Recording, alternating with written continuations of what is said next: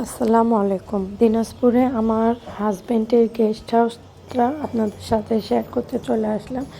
আমার বাবা বলতেছে আমিও যাব, ওই জন্য প্রথম থেকে ওর সাথে নিয়ে ঘুরতেছি। প্রথমে গেট থেকে এটা প্রথমে ডাইনিং রুম, এর সাথেই অ্যাটাচ কিচেন। একজন মানুষ থাকার জন্য যেটুকু জিনিস দরকার ঠিক সেটুকু জিনিসই রয়েছে।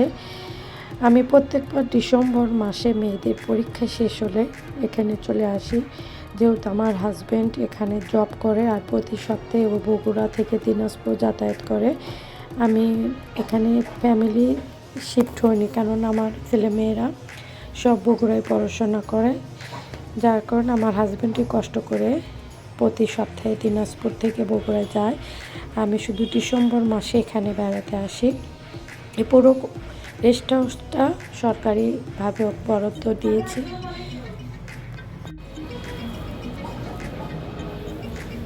এটা হলো বেলকুনি, আর এটা হলো আমার মেয়েদের জন্য এই রুমটা ও ঠিকঠাক করে রেখেছে।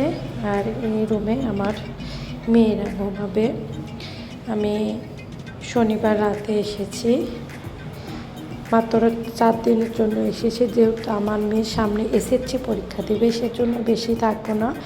আর ছোটো মেয়ে ক্লাস 8 উঠবে এবার, যেহেতু ওর বার্ষিক পরীক্ষা শেষ হয়েছে সেজন্য ওর জন্য একটু বেড়াতে নিয়ে আসলাম। সেজন্য বেশি দিন থাকা হবে না, বড় মেয়ে যেহেতু সামনে এসএসসি পরীক্ষা দেবে, সবাই ওর জন্য দোয়া করবেন, ওর জন্য রেজাল্ট ভালো করতে পারে। এখন আমি আমার হাজব্যান্ডের বেডরুমে নিয়ে যাচ্ছি। আর আমার হাজব্যান্ড খুবই গাছপ্রিয় একজন মানুষ, ও গাছ অনেক পছন্দ করে, অনেক শৌখিন একটা মানুষ। আমার এই রুমে যা যা ফার্নিচার সব সরকার থেকে দিয়েছে ইউজ করার জন্য। আর জাস্ট ও ফ্রিজটা কিনেছে। আর এই রুমে ও অনেক সুন্দর করে গাছ লাগিয়েছে, আমার অনেক ভালো লেগেছে।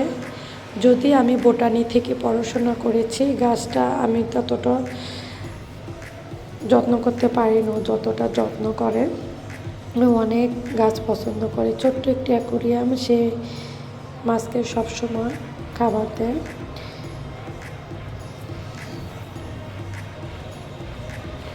আরেকটি গাছ ও অনেক সুন্দরভাবে বাটিতে লাগিয়েছে, সেটা অনেক সুন্দর হয়েছে।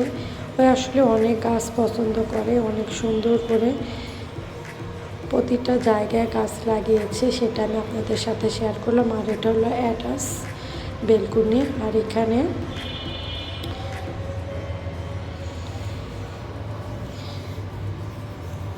সবাই দোয়া করবেন। আল্লাহ হাফেজ সবাইকে।